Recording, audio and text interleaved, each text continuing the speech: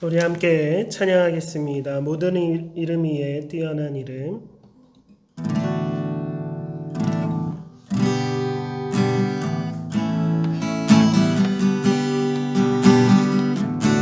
모든 이름 위에, 모든 이름 위에 뛰어난 이름. 예수는 주, 예수는 주. 모든 무릎 꿇고 경배를 드리세. 예수는 만유의 주님. 모든 이름 위에, 모든 이름 위에 뛰어난 이름. 예수는 주, 예수는 주. 모든 무릎 꿇고 경배를 드리세. 예수는 만유의 주님. 예수는 주, 예수는 주. 온 천하 만물을 얼어 그 보좌 영광을 돌리세. 예수, 예수, 예수는 주. 우리 한 번 더 찬양하겠습니다. 모든 이름 위에 뛰어난 이름. 예수는 주, 예수는 주. 모든 무릎 꿇고 경배를 드리세. 예수는 만유의 주님. 예수는, 예수는 주, 예수는 주. 온 천하 만물을 얼어 그 보좌 영광을 돌리세. 예수, 예수, 예수는 주. 예수는, 예수는 주, 예수는 주. 온 천하 만물을 얼어 그 보좌 영광을 돌리세. 예수, 예수, 예수는 주.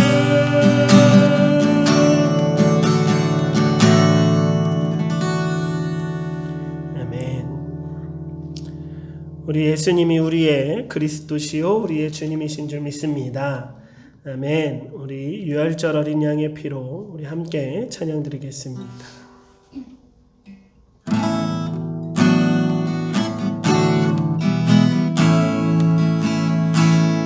유월절 어린 양의 피로 나의 삶의 문이 열렸네. 저둠의 권세는 의미 없네. 주 보혈의 능력으로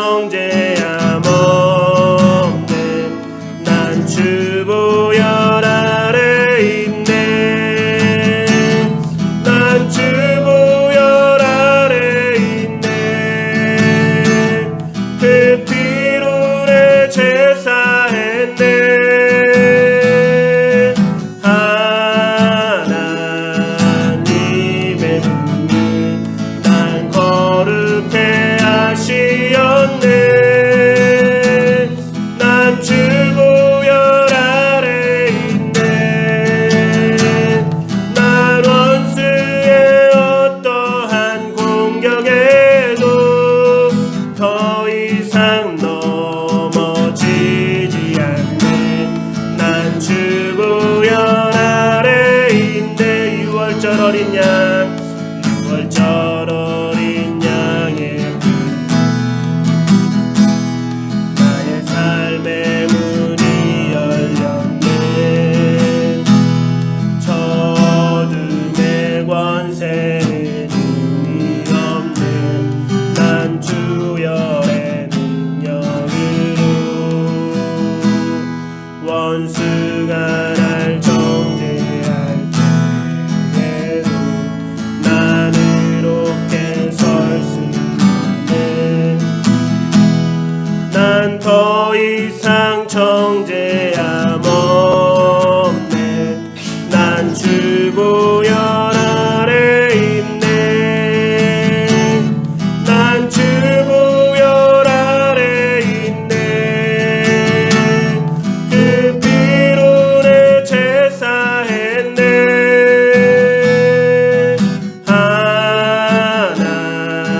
하나님의 공을 난 거룩해 하시었네. 난 주보혈 아래 있네.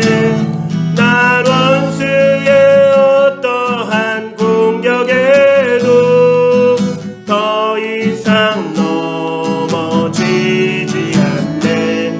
난 주보혈 아래 있네. 난 주보혈 아래 있네. 그 피로 내 제사했네.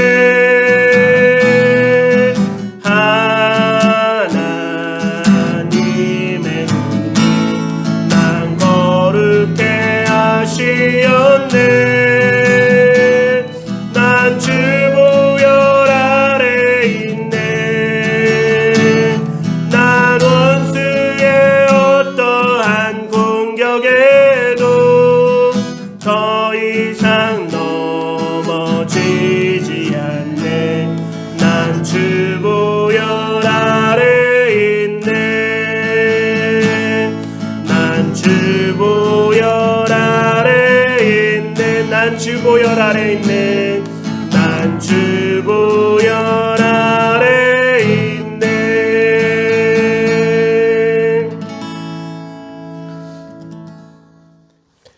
다 함께 사도신경으로 신앙 고백 드리겠습니다. 나는 전능하신 아버지 하나님 천지의 창조주를 믿습니다. 나는 그의 유일하신 아들 우리 주 예수 그리스도를 믿습니다. 그는 성령으로 잉태되어 동정녀 마리아에게서 나시고 본디오 빌라도에게 고난을 받아 십자가에 못 박혀 죽으시고 장사된 지 사흘 만에 죽은 자 가운데서 다시 살아나셨으며 하늘에 오르시어 전능하신 아버지 하나님 우편에 앉아 계시다가 거기로부터 살아있는 자와 죽은 자를 심판하러 오십니다. 나는 성령을 믿으며 거룩한 공교회와 성도의 교제와 죄를 용서받는 것과 몸의 부활과 영생을 믿습니다. 아멘. 찬송 38장 예수 우리 왕이여 함께 찬양 드리겠습니다.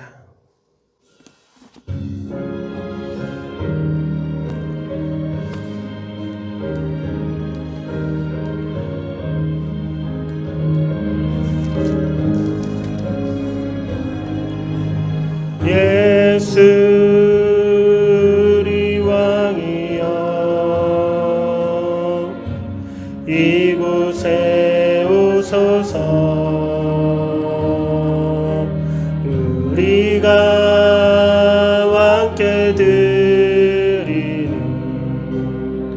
영광을 받아 주소서. 우리는 주님의 백성, 주님은 우리 왕이라. 왕이신 예수님 오셔서 자정하사 다스리소서. 예수 우리 주시여 이곳 세우셔서 우리가 주께 드리는 찬양을 받아 주소서. 우리는 주님의 종들, 주님은 우리 주시라. 주 대신 예수님 오셔서 이 찬양을 받아 주소서.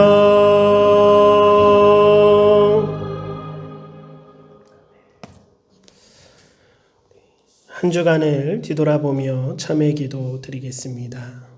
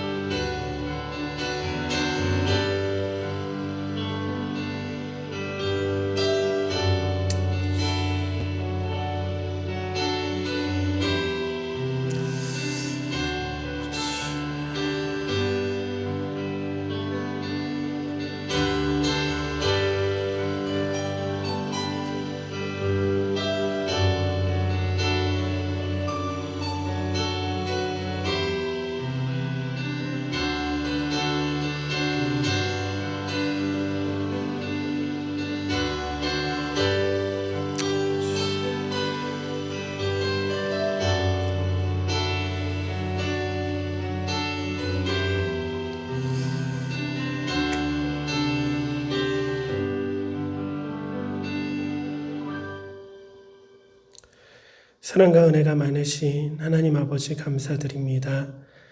이 시간 저희들 너무나 사랑하시고 한 주간의 삶을 지켜보아여 주셨다가 또 주님 앞에 함께 모여 예배드릴 수 있도록 인도하여 주심에 감사드립니다. 하나님의 은혜와 하나님의 한없는 사랑을 날마다 기억하며 살아가야 함에도 불구하고 늘 저희들 삶에 치여 하나님을 잊어버리고 또 주님이 우리에게 베풀어 주신 은혜를 기억하지 못하고 현실에 부딪힌 우리의 마음이 불안하고 두렵고 떨리고 또 불평불만으로 또 우리의 감정이 또 악해졌을 때가 있었음을 고백합니다. 주님 용서하여 주옵시고 늘 언제나 우리를 사랑하셔서 가장 좋은 길로 인도하시는 하나님만을 바라보며 인내하며 그 믿음으로 소망하며 한 걸음 한 걸음 이 땅에서 천국을 향해 걸어 나아갈 수 있는 저희 모두가 되게 하여 주옵소서. 다시금 우리를 위하여 이 땅에 오신 예수 그리스도의 십자가의 보혈을 기억하게 하여 주옵시고 그 앞에 죄를 고하오니 용서하여 주옵소서. 늘 겸손히 살아가게 하여 주옵시고 하나님께 받은 그 사랑을 전파하며 전하며 실천하며 살아가는 저희 모두가 되게 하여 주옵소서. 감사하며 우리 주 예수 그리스도 이름으로 기도드립니다. 하나님 말씀 마태복음 16장 13절에서 17절까지 말씀입니다. 마태복음 16장 13절에서 우리 18절까지인데요. 우리 함께 한 목소리로 우리 합독하며 읽겠습니다. 같이 읽겠습니다. 예수께서 가이사랴 빌립보 지방에 이르러 제자들에게 물으셨습니다. 사람들이 인자를 누구라고 하느냐? 그들이 대답했습니다. 세례자 요한이라고도 하고 엘리야라고도 하고 예레미야나 예언자 중 한 분이라고 하는 사람도 있습니다. 그러면 너희는 나를 누구라고 하느냐? 예수께서 물으셨습니다. 시몬 베드로가 대답했습니다. 주는 그리스도시며 살아계신 하나님의 아들이십니다. 예수께서 대답하셨습니다. 요나의 아들 시몬아, 내가 복이 있다. 이것을 내게 계시하신 분은 사람이 아니라 하늘에 계신 내 아버지시다. 그리고 내가 너에게 말한다. 너는 베드로다. 내가 이 반석 위에 내 교회를 세울 것이니 지옥의 문들이 이것을 이길 수 없을 것이다. 아멘. 주는 그리스도시요. 우리의 신앙 고백을 우리 뒤돌아보면서 함께 말씀을 나누고자 합니다. 그리스도인이라면 예배 때마다 반드시 암송하고 신앙 고백을 하는 것이 있습니다. 우리 오늘 이 예배도 이 신앙 고백으로 시작했죠. 뭐죠? 사도신경, 즉 사도신조라고도 말하는 사도신경을 저희들이 예배 때마다 늘 암송하며 그것들을 고백하는데, 주기도문을 우리가 나눌 때도 그냥 단지 내가 암송했다고 입으로 샥 에어버리면 그 기도는 온전한 기도가 아니라 주문처럼 돼버릴 수 있다고 했습니다. 그것처럼 사도신경으로 우리가 고백할 때도 이것을 정말로 우리가 알지 못하고 정말로 그 의미 하나하나를 고백하지 않는다면 단지 그냥 주문처럼 그냥 아무 의미 없이 지나간다라는 것, 우리가 뒤돌아봐야 할 문제입니다. 사도신경은 너무나 중요한 우리의 신앙 고백입니다. 사도신경은 사람이 고안낸 것이 아닙니다. 성경에 나와 있는 수많은 하나님의 말씀들을 가지고 교회가 공동적으로 함께 결정하여 하나님 앞에 고백하고 있는 그리스도인들의 신앙 고백문입니다. 사도신경은 성경의 축소판이라고 이야기합니다. 성경 66권의 그 수많은 하나님의 말씀들 중에 축소하고 그것들을 짜내서 핵심적인 고백, 정말로 우리가 그리스도인이라면 하나님에 관하여 어떻게 고백할런지, 예수님에 관하여 어떻게 고백하는지, 성령님에 관하여 또 교회에 관하여 우리가 어떻게 고백해야 하는지를 가장 기본적인 교리로 명확하게 요약한 문장이 바로 사도신경입니다. 교회는 이 사도신경에 우리의 고백 위에 세워진 것이기 때문에 이 사도신경이 없이는 올바른 교회로 설 수가 없음을 많은 우리의 신앙의 선조들이 이야기하고 있습니다. 사도신경을 우리가 확실히 알고 깨닫고 배우고 고백할 때만이 그 교회를 교묘하게 파괴시키려는 이단의 침투로부터 우리가 굳건히 설 수 있습니다. 교회라는 나 한 사람 한 사람이 이단에 빠지지 않기 위해서 우리가 어떤 기준의 신앙 고백이 바로 서 있어야 하냐면 바로 우리가 그렇게 날마다 예배 때마다 외우고 있는 사도신경의 고백에 바로 서 있으면 넘어지지 않는 거예요. 그런데 교회에서 우리가 숱하게 고백함에도 불구하고 숱하게 암송해서 그게 딱 전능하사 하면서 시작하면 끝까지 그냥 한 번에 쭉 나온다 할지라도 그 고백을 우리가 하나하나 진실되게 나의 믿음의 고백으로 내가 해내지 않는다면 우리는 어떤 다른 이단들의 사상에 금방 물들고 마를 거예요. 그 이야기를 들을 때 금방 거기에 빠져들고 말 것입니다. 사도신경은 어떤 개인적인 신앙 고백문이 아니라 교회 전체가 함께 고백하는 기본적인, 정말로 기초적인, 너무나 중요한 신앙 고백이라는 거예요. 이와 같은 신앙 고백이 우리에게 남겨졌다라는 것. 먼 그 초대교회의 어떤 교부들로부터 사도들로부터 전수해온 그 신앙 고백이 지금 2020년을 살고 있는 우리에게도 거의 동일하게 남겨져 있다라는 것이 우리에게 얼마나 감사한 일인지 모릅니다. 우리가 사도신경을 앞으로 함께 조목조목 나누기를 원하는데요. 오늘은 그 사도신경에 관하여 우리가 먼저는 사도신경이 뭔지, 사도신경이 왜 필요한지 또 그런 생각들을 함께 나누고 공유하면서 정말 사도신경을 하나하나 배워 나아갔으면 좋겠습니다. 오늘날 우리가 고백하고 있는 사도신경은 언제 만들어졌을 것 같으세요? 5세기 말, 6세기 초에 이 사도신경이 형성되었다라고 합니다. 그러니까 500년 정도의 이 사도신경, 사도신조가 이제 고백되어지기 시작한 거예요. 사실 그 전에도 사도신경과 거의 흡사한 고백문들이 각 교회별로 이렇게 고백되어지고 있었습니다. 사도신경 전에 우리가 볼 수 있는 것들이 있는데요. 우리가 쉽게 얘기하면 예수님이 탄생하신 연도를 그냥 1년이라고 생각하면 되고요. 예수님이 제자들에게 복음을 전파하시고 십자가에 달려 돌아가셨습니다. 그리고 그 12 제자들을 사도로 세워주셨고 그 12 사도를 통해서 그 지역의 유대인과 또 로마 전 지역에 복음이 전파되었습니다. 그렇게 로마까지 교회가 세워지고 로마 전역의 교회가 도시마다 세워지면서 사도들은 다 또 순교하여 천국에 가게 되죠. 그 이후에 지도자들로 세워진 사람들을 우리는 교부라고 부릅니다. 들어보셨죠? 교부라는 말들이 불러졌는데 그렇게 사도들에게 그 신앙을 전수받은 교부들이 이제 하나하나 교회 안에 많은 문제들이 생기기 시작한 거예요. 신약 성경들이 형성되어 가는 과정 속에서 정말로 사도들이 가르쳤던 복음과는 다른 또 그 성경을 해석함에 있어서도 사도들이 정말로 성경을 가르칠 때 했던 그 핵심 진리들을 정말 교묘하게 꼬아가지고 다르게 해석하는 이단들이 초대교회 때부터 이제 형성되어지기 시작합니다.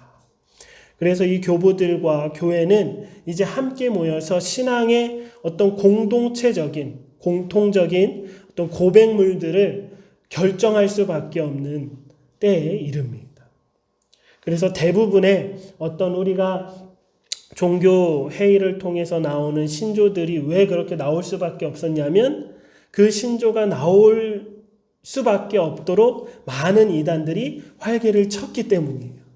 그래서 그런 가르침의 성도들이 막 혼란스러우니까 교회의 지도자들이 함께 모여서 결정한 겁니다. 우리가 가르치는 복음과는 다릅니다. 이단 정제를 하죠. 그것은 지금도 마찬가지입니다. 매년 정기별로 우리 교단의 총회를 하면 총회에서 그 이단으로 연구하게 되고 그 가르침들이 어떤 특정한 목사님들의 가르침이 우리 그 교단 안에서의 가르침과 다르다라고 했을 때에는 이거는 성경의 가르침이 아니다. 여기에서 우리가 빠지면 안 된다라고 결정하고 이단 정제를 하는 것처럼 초대교회도 그 작업이 이제 시작되게 된 거예요. 그래서 기록에 남는 문헌 중에 325년에 니케아 신조가 나옵니다. 니케아 신조는 삼위일체를 정립하는데 특별히 성부와 성자 하나님에 관해서 정립하는 신조 고백문이 되는 거예요. 그때부터 이제 우리가 믿는 신앙의 많은 이단들이 있게 되었고 그것들을 정립했던 거예요. 또 좀 있다가 381년 콘스탄티노플에서는 동일하게 삼위일체에 관하여 우리의 신앙 고백을 하는데 이번에는 특별히 성령 하나님의 신성에 관하여 성령 하나님이 사역에 관하여 정확하게 우리가 성경을 해석하고 성경 안에서 성령 하나님의 그 일들을 어떻게 봐야 하는지를 결정합니다.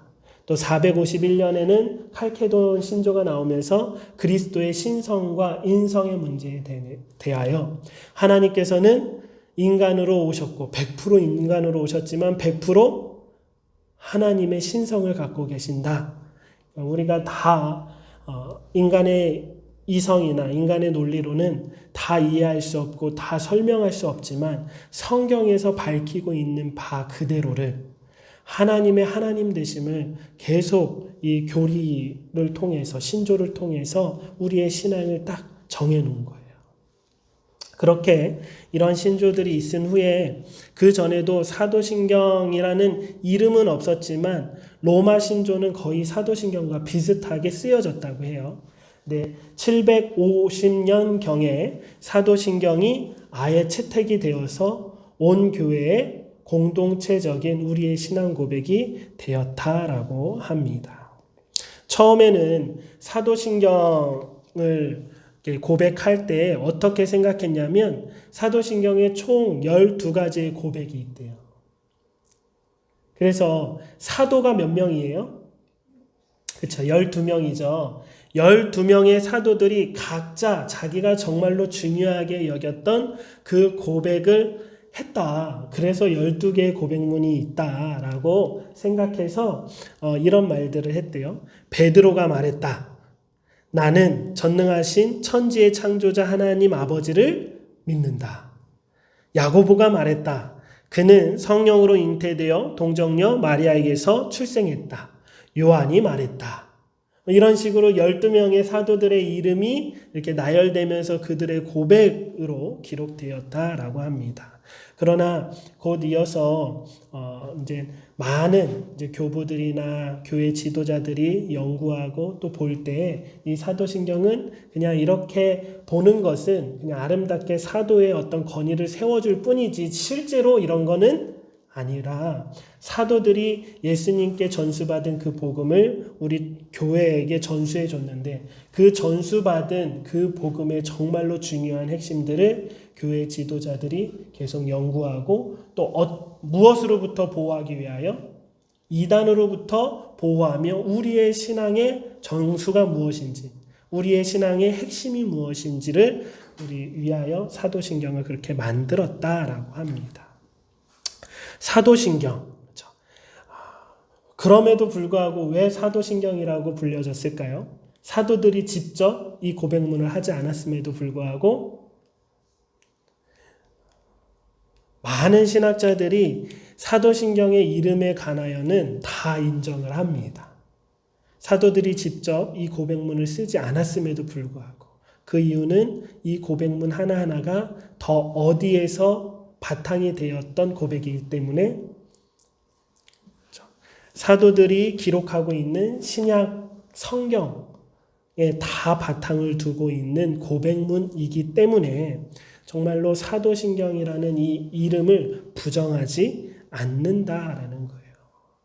그리고 사도신경은 정말로 초대교회 이후에 바로 나온 신조이기 때문에 지금 우리가 조금은 다르게 생각하는 카톨릭이나 동방정교회나 또 성공회나 또 우리 개신교 기독교나 같이 고백하고 있는 이 사도신경은 거의 90% 이상 동일합니다. 그래서 예수님을 믿는 모든 종파가 다 함께 이 한 뿌리에서 고백하며 나왔다라는 거예요. 사도신경을 생각하면 마치 이 사도신경은 예수님이라는 반석위의 교회가 세워지고 바로 그 구루터기와 같은 바로 그 밑둥과 같은 곳에 신앙 고백이 있고 이것이 자라면서 조금씩 우리 사람도 스타일이 다르기 때문에 또 복음서도 사복음서가 있는 이유는 제자들마다 예수님을 경험하고 예수님을 통하여 전달해내고자 하는 그 스타일이 조금씩 달라서 성경에는 사복음서가 있는 것처럼 그렇게 그 줄기가 점점 다양하게 가지로 뻗쳐나가는 것 같습니다. 지금 그러한 모양의 어떤 예수님을 믿는 많은 종파들, 근데 그 중심에는 뭐가 있다? 사도신경의 어떤 공동체적인 고백들이 우리 안에 있다라는 것입니다. 사도신경은 그 당시에 왜 중요했냐면 세례를 받을 때 그리스도인으로서 세례를 받을 때에 묻는 질문에 어떤 형태를 띠고 있었고 그가 고백하는 확실한 고백문에 어떤 단문이 되었다라는 거예요. 세례를 받을 때 아무나 세례를 줄 수 있습니까? 정말 예수님을 내가 믿습니다라고 하는 그 믿음의 고백을 우리가 듣고 세례를 주는 건데 그 믿음이 무엇이냐는 거예요. 너가 믿고 있는 예수는 누구냐라고 물었을 때에 정말로 그 고백이 어떤 고백? 우리가 날마다 예배 때마다 고백하고 있는 이 사도신경의 고백으로 고백할 때에 세례를 베풀 수 있었다라는 거예요. 그 당시 세례를 받는다라는 건 지금 우리가 한국 땅에서 세례를 받는 것하고는 의미가 완전히 달랐을 것입니다. 왜냐하면 내가 세례를 받고 그리스도인이 된다라는 건 우리의 삶에 가진 핍박과 환난을 내가 감수하면서도 예수님의 제자로 살다가 예수님께서 우리를 부르실 때에 천국에 가겠노라라는 그 믿음과 소망으로 세례를 받는 것이지 않습니까? 세례를 받음으로 인해서 나는 잡혀서 죽임을 당할 수밖에 없고 또 사자굴에 던지게 되기도 하고 어떠한 경제활동에 너무나 큰 제약이 생기기도 하고 내가 고백했을 때 나 혼자만의 문제가 아니라 내가 가장이라면 우리 가정의 문제이기도 했기 때문입니다.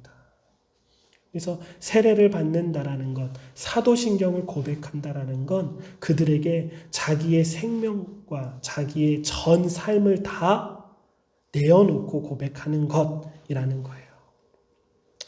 그래서 이 사도신경은 가장 성경에서 우리가 찾아볼 때 오늘 본문 말씀을 찾아볼 수 있을 텐데요. 그 근원이 어디일까요? 베드로가 예수님에게 이렇게 고백합니다. 주는 그리스도시요 살아계신 하나님의 아들입니다. 사도신경이 왜 중요한지 오늘 본문 말씀에서 고백하고 있습니다. 보여주고 계십니다. 사도신경은 우리의 신앙 고백이라고 했잖아요. 근데 예수님께서 제자들에게 사람들이 나를 누구라고 하냐 했더니 막 다양한 의견들이 있었어요. 예수님께서 정말로 궁금하셨던 건 뭐예요? 나를 따르고 있는 12명의 제자들, 너희들은 그럼 나를 누구라고 고백하니? 그랬더니 베드로가 거의 대표성을 띠고 이렇게 고백합니다. 주는 그리스도시요 살아계신 하나님의 아들이십니다. 라는 고백을 베드로가 해요. 이 고백을 시작으로 인해서 교회가 형성된 것입니다. 예수님께서 뭐라고 하십니까? 이 반석 위에 교회를 세우겠다. 이 반석은 천주교에서는 베드로라고 이렇게 해석을 하고 그래서 교황 1대가 베드로라고 이렇게 해석을 하는데 사실 이 반석은 예수 그리스도시고 또 나아가 더 확장되어서는 베드로가 고백한 이 신앙 고백 위에 뭐를 세운 거예요? 교회를 세우겠다라는 거예요. 그래서 지옥이 이 교회를 침투하지 못할 것이다 라고 말씀하고 있습니다. 지옥의 문들이 이것들을 이길 수 없을 것이다. 교회를 이길 수 없을 것이다. 어디 위에 세워진 교회를 이길 수 없다고 했죠? 그렇죠. 예수님이라는 그 반석 위에 더 나아가 베드로가 고백했던 신앙 고백 위에 세워진 교회를 지옥의 문이 이길 수 없다라고 말하고 있는 거예요. 그러므로 교회라는 것은 신앙 고백을 함께 공유하고 함께 배우고 함께 고백하는 공동체인 줄 믿습니다. 그렇게 신앙 고백 안에 함께 고백할 때에 우리 안에 이단의 유혹이 침투할 수 없는 것이고요. 우리 안에 지옥의 문이 우리를 이길 수 없는 줄 믿습니다. 그러니까 그 신앙 고백이 우리에게 정말로 중요하다고요. 사도신경은 이 성경을 기초로 해서 하나님 앞에 고백하는 고백문이라고 했습니다.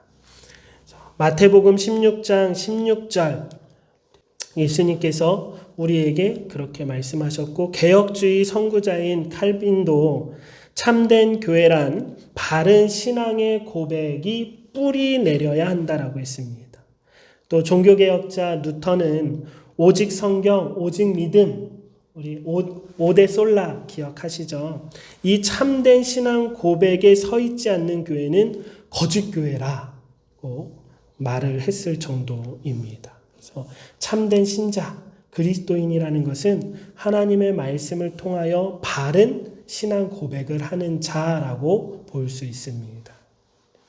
교회는 이 땅에서 하나님의 복음과 계시를 알리는 그리스도의 몸으로서 예수님께서 친히 세우신 기관이기 때문에 교회의 사명은 하나님의 이 복음을 드러내야 하고 고백해야 하는 겁니다.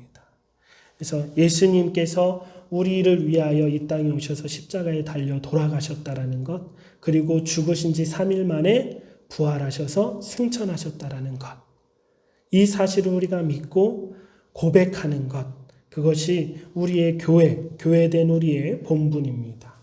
사도신경이 우리에게 정말로 필요한 이유, 뭐가 있을까요? 많은 사람들이 점점 그런 말들을 많이 하는 것 같습니다. 사실은 이단들이 그런 말들을 많이 펼쳤는데, 이제 교회를 다니면서도 그런 말들을 같이 따라서 동조해서 하는 사람들이 있어요. 사도신경이 필요하다, 필요하지 않다? 필요하지 않다. 뭐만 있으면 된다라고 얘기합니까? 성경만 있으면 된다라고 생각해요. 성경이 하나님의 말씀이지 왜 사람이 만든 교리가 우리에게 필요하냐라고 이야기합니다.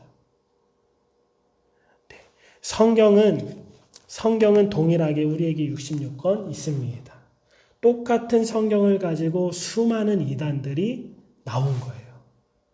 그러니 이 성경을 바르게 해석할 수 있는 기본적인 어떤 질서나 기본적인 장치가 우리에게 필요할까요? 필요하지 않을까요?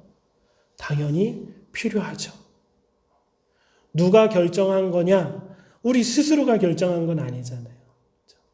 예수님 이후로 초대교회부터 시작해서 지금까지 쭉 이어오면서 교회는 분명히 타락했고 하나님의 명령을 벗어났던 어떤 모습들이 분명히 있었습니다. 교리 자체도 잘못될 때가 있었습니다. 그러나 그럴 때마다 하나님께서는 정말 하나님의 사람들을 그 시대마다 세워놓으셔서 정말 정수와 같은 하나님의 말씀들을 기록하게 하셨고, 그 말씀들을 통해서 다시 교회가 올바른 교리로 돌아올 수 있게 하셔서 지금까지 교회가 전통성을 가질 수 있었다라고 생각합니다.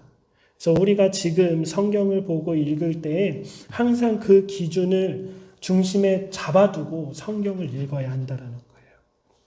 우리가 큐티를 할 때에도 분명히 하나님께서는 이 성경 말씀을 통해서 나에게 주시는 말씀이 있고 내게 깨닫는 말씀이 있지만, 우리가 기준이 없으면 어떻게 되냐면 저마다 100명이면 100명 같은 본문을 읽으면 다 다르게 해석한다라는 거예요. 하나님은 분명히 그러한 마음들을 우리 각자에게 주실 수 있고 적용해낼 수 있는 자유도 주셨지만, 정말 어떤 중심이 우리에게 있어야만 우리 교회가 다시 하나된 공동체의 신앙 고백 안에서 뿔뿔이 흩어지지 않고 또 자생적인 이단이 나오지 않을 수 있다라는 거예요. 그리고 이 공동체적인 신앙 고백이 우리 안에 있어야만 우리를 침투에 들어오는, 정말로 악의를 가지고 침투에 들어오는 이단의 그 정말로 이상한 사상에 빠지지 않을 수 있다라는 것입니다. 사도신경은 우리에게 이와 같은 공동체성을 지켜줍니다. 또 우리의 신앙이 곁길로 빠지지 않도록 중심을 잡을 수 있도록 해줍니다. 이미지로 제가 생각해 보면 사도신경이나 이런 우리의 신앙 고백들이 우리를 가두고 우리를 제한하는 어떠한 철조망이나 담의 역할을 해주는 이미지보다는 우리의 중심을 잡아주고 있는, 우리의 신앙의 중심을 잡아주고 있는 이미지로 그려지는 것이 더 합당한 것 같고, 그 중심 안에서 우리는 각가지의 신앙의 스타일들이 있잖아요. 다양함들이 있고, 이것들을 함께 어우러서 하나님 안에서 교제하고 하나님의 교회를 위해서 함께 각자의 달란트를 사용하는 저희들의 모습이 되었으면 좋겠습니다. 또 사도신경이 정말로 필요했던 이유들, 신앙 고백들이 필요했던 이유들, 또 종교회를 통해서 우리가 어떤 문답이라는 형식을 만들었던 이유들은 자녀들의 신앙 교육을 위해서였습니다. 자녀들에게 성경 66권을 다 일일이 가르쳐 주기에는 너무 많기 때문에 이것들을 가장 핵심이 무엇인지 뽑아서 자녀들에게 신앙 교육을 위해서 가르쳤다라는 거예요. 그 중에 가장 핵심이 뭐예요?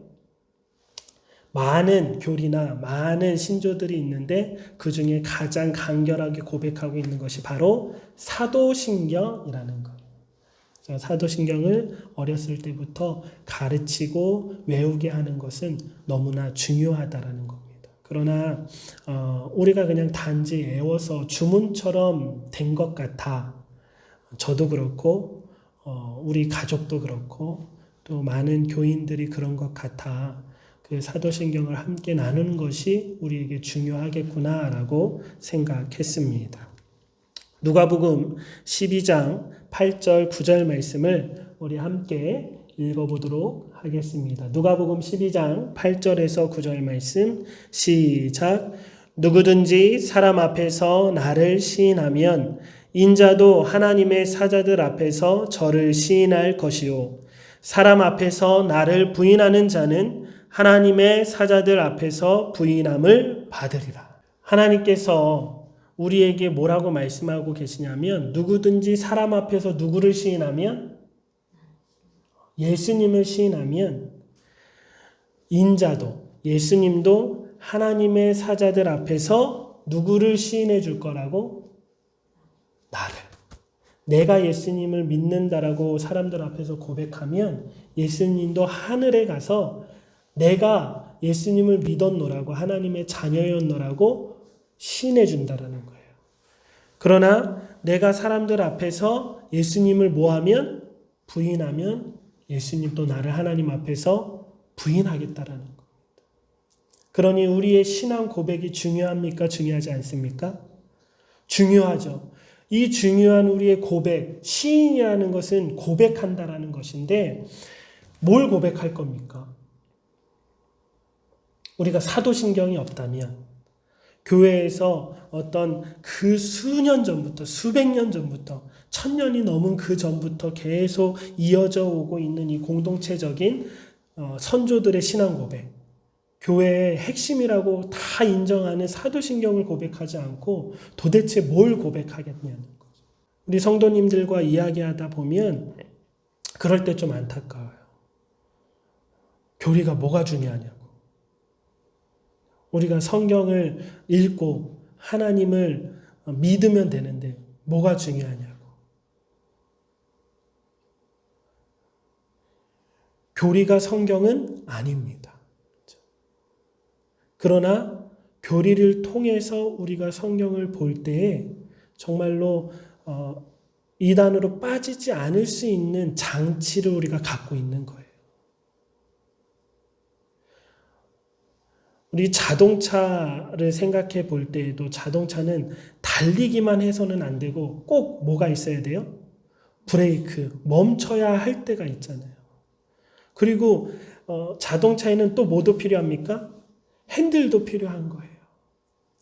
이 자동차가 막 천방지축으로 자기 마음대로 막 가는 자동차라면 누가 타겠습니까? 우리가 하나님을 믿는다라고 했을 때 이와 같은 기준이 우리에게 있지 않는다면 우리의 신앙은 천방지축이 될 거예요. 이럴 때는 이런 것 같고 저럴 때는 저런 것 같고 이 사람 말을 들으니 이 사람 말이 맞는 것 같고 저 사람 말을 들으니 저 사람 말이 맞는 것 같고. 그러나 2000년 세월 속에서 변함없는 신앙의 고백들, 선조들이 세워놓은 그 성경을 해석할 수 있는 바른 안경이 우리에게 있다면, 그러한 매뉴얼이 있다면 우리가 그것을 굳이 내팽개칠 필요가 없다라는 거죠. 오히려 너무 감사하게 생각해야죠. 우리가 평생을 다 바쳐도 성경 66권을 바르게 해석할 수 없다라고 저는 생각합니다. 아무것도 없다면, 아무런 도움이 없다면. 그러나 2000년의 교회 역사 속에서 너무나 많은 하나님의 사람들이 그러한 매뉴얼들을, 그러한 질서들을 하나하나 조목조목 우리에게 남겨두셨잖아요. 그것들을 통해서 우리가 하나님의 말씀을 더 올바르고 더 바르게 곁길로 빠지지 않고 볼 수 있다라는 겁니다. 그리고 이것이 얼마나 중요하냐면 바른 신앙의 신이 있어야, 바른 신앙의 고백이 있어야 하나님도 천국에 가서 누구를 고백해 주시냐면 나를 고백해 주신다라는 거예요. 우리가 그러지 않고 예수님을 다르게 고백한다면, 하나님을 다르게 고백한다면, 성령님을 다르게 고백한다면 하나님이 우리를 부인하실 거라는 거죠. 로마서 10장 10절 말씀 우리 같이 읽겠습니다. 시작. 사람이 마음으로 믿어 의에 이르고 입으로 고백해 구원에 이릅니다. 우리 한 번 더 중요한 말씀 로마서 10장 10절 같이 읽겠습니다. 시작. 사람이 마음으로 믿어 의에 이르고 입으로 고백해 구원에 이릅니다. 마음으로 믿어야 합니다. 그리고 입으로 고백해야 합니다. 이 두 가지가 다 문제라는 거예요. 우리가 마음으로 믿어. 예, 믿습니다. 당신 믿습니까? 믿습니다. 우리 100명이면 100명한테 다 물어봤는데 100명이 다 믿는데요. 1000명한테 물어봤는데 1000명이 다 믿는데요. 10,000명한테 물어봤는데 10,000명이 다 믿는데요. 근데 뭘 믿냐고요. 하나님을 어떻게 고백하고 어떻게 믿고, 예수님을 어떻게 고백하고 어떻게 믿고, 성령님을 어떻게 믿고 어떻게 고백하느냐고. 교회가 무엇인지 당신은 어떻게 믿고 어떻게 고백하느냐고. 어떤 그 기준이 없으면 10,000명이 다 다르게 얘기할 거라는 거죠. 이 말씀은 정말로 중요한 거잖아요. 우리의 구원을 이야기하고 계시는 말씀인데 이 중요한 말씀에 어떤 기준이 없다면, 그렇다고 다 획일적인 믿음을 이야기하는 것이 아닙니다. 어떤 공동적인 정말로 핵심의 그 고백은 우리 안에 분명히 자리 잡고 있어야 한다라는 거죠. 이 모든 예수님을 믿는 종교들이 다 공동체적으로 고백하고 있는 것이 무엇이라고요? 사도 신경. 그러니까 이 기본적인 고백문조차도 인정하지 않는다면, 정말로 이 공동체적인 고백문조차도 인정하지 않는다면 도대체 뭘 고백하겠다는 거예요. 근데 너무나 많은 한국의 이단들이 전통 기독교 개신교를 항상 이 사도신경을 부인하면서 공격해 들어옵니다. 그러나 우리가 이 사도신경을 하나하나 정말로 나의 신앙의 고백으로 깨닫고 배우고 고백한다면 이 말씀 정말 우리가 마음으로 믿어 입으로 시인하여 구원에 이른다는 이 말씀이 우리에게 이루어질 줄 믿습니다. 기독교인으로서 우리의 신앙의 기초로서 정말 사도신경의 고백을 중요하게 생각하시고 정말로 내가 사도신경을 제대로 고백하고 있는지를 뒤돌아보시며 그 하나하나의 고백 가운데 담겨진 하나님의 뜻과 하나님의 말씀들을 우리가 하나하나 배워가며 저도 다시금 점검하며 우리 여러분들과 함께 그 말씀들을 배워 나아가고 정말로 우리가 진실되게 고백해 나아가서 우리가 흔들리지 않는 바른 신앙의 길을 걸어가는 저희 모두가 되었으면 좋겠습니다. 함께 기도드리겠습니다. 하나님 감사합니다. 이 시간 하나님의 말씀을 함께 나누었습니다. 너희는 나를 누구라고 하느냐? 주는 그리스도시요 살아계신 하나님의 아들입니다라는 이 베드로의 신앙 고백을 기뻐하시고 이 고백 위에 교회를 세우시마 약속하신 예수님, 그래서 교회가 바른 신앙의 고백들을 통하여 지금까지 이어온 줄 믿습니다. 너무나 잘못된 이단들의 사상들이 우리를 흔들고 있는 이때에 우리의 신앙의 고백을 점검하게 하여 주옵시고 사도신경을 통하여 우리의 신앙의 기초를 다시금 올바르게 세워나갈 수 있는 저희 모두가 되게 하여 주옵소서. 감사하며 우리 주 예수 그리스도 이름으로 기도드립니다. 찬송가 50장 우리 함께 찬양드리겠습니다.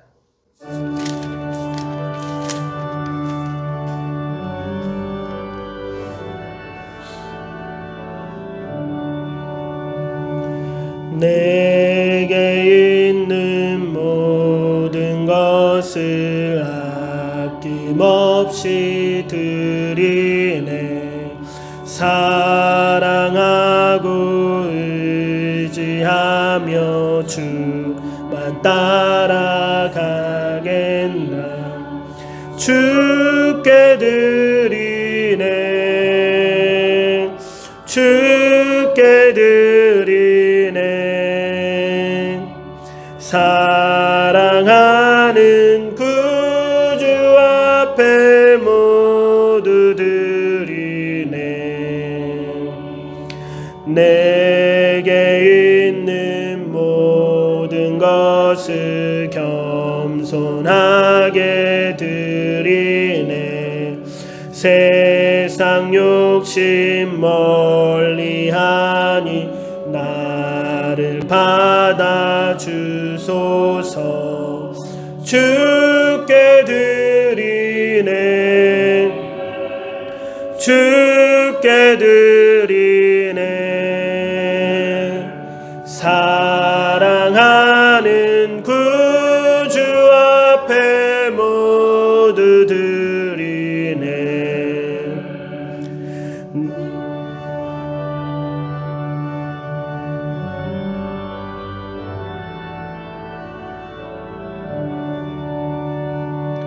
내게 있는 모든 것을 주를 위해 드리네. 주의 성령 충만하게 내게 내려주소서. 주께 드리네. 주께 드리네. 사랑하는 구주 앞에 모두 드리네. 아멘. 봉헌기도 드리겠습니다. 하나님 감사합니다. 이 시간 주님 앞에 드려지는 우리의 모든 예배와 모든 예물을 흠양하여 주옵소서. 주님 앞에 드리는 우리의 이 예배가 부끄러운 모습으로 나왔지만 예수 그리스도의 보혈로 정결케 하여 주옵시고 하나님이 흠양하실 만한 예배자로 서게 하여 주옵소서. 예물을 드리는 우리의 마음도 점검하게 하여 주시사 이 예물에 우리의 욕심이 깃들지 않게 하여 주옵시고 하나님의 은혜와 사랑에 온전히 보답하는 심정과 감사의 마음을 담아 드리는 예물이 되게 하여 주옵소서. 또한 하나님의 나라를 위하여 선교헌금 드리는 많은 이들의 손길들을 축복하여 주옵시고 그들의 삶을 주관하여 주셔서 하나님의 영광을 위하여 이 땅의 빛과 소금의 역할을 감당하는 삶이 되게 하여 주옵소서. 감사하며 우리 주 예수 그리스도 이름으로 기도드립니다. 아멘. 찬송가 620장 여기에 모인 우리 함께 찬양드리겠습니다.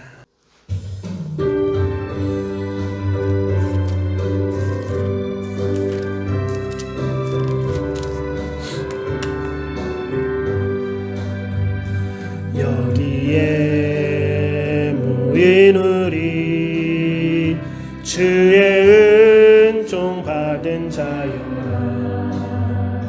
주께서 이 자리에 함께 계심을 아노라.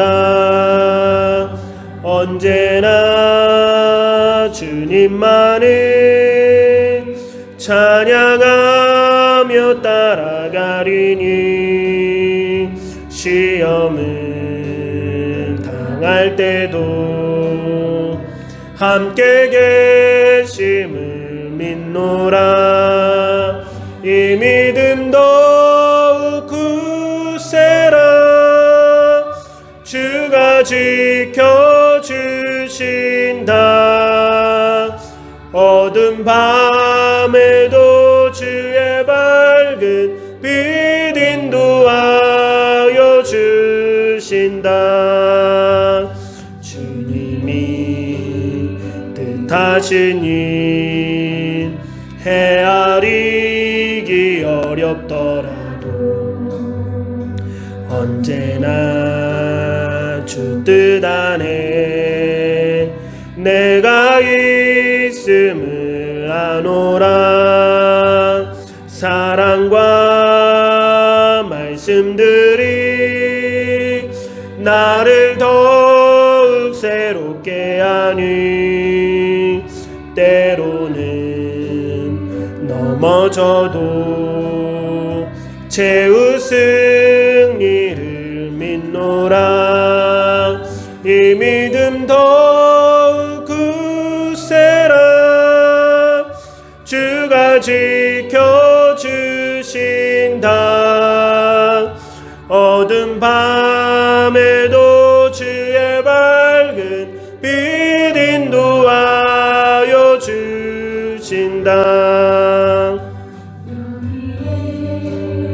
모인 우리 사랑받는 주의 자녀라. 주께서 뜻하신 바 우릴 통해 펼치신다. 고통과 슬픔 중에 더욱 주님 의지하오니 어려움 이겨내고 주님 더욱 찬양하라. 이 믿음 더욱 굳세라. 주가 지켜주신다. 어두운 밤에도 주의 밝은 빛 인도하여 주신다. 축도로 모든 주일 예배를 마치겠습니다. 지금은 우리 주 예수 그리스도의 십자가의 은혜와 하나님 아버지의 그 크신 사랑과 우리를 인도해 가시는 성령 하나님의 역사하심과 교통하심이 이 시간 주를 향하여 하나님을 향하여 성령님을 향하여 온전한 신앙의 고백을 하기 원하는 모든 예배자들 머리머리 위에와 그의 가정과 그의 삶 위에 영원히 함께하여 주옵시길 우리 주 예수 그리스도 이름으로 축원하옵나이다. 아멘.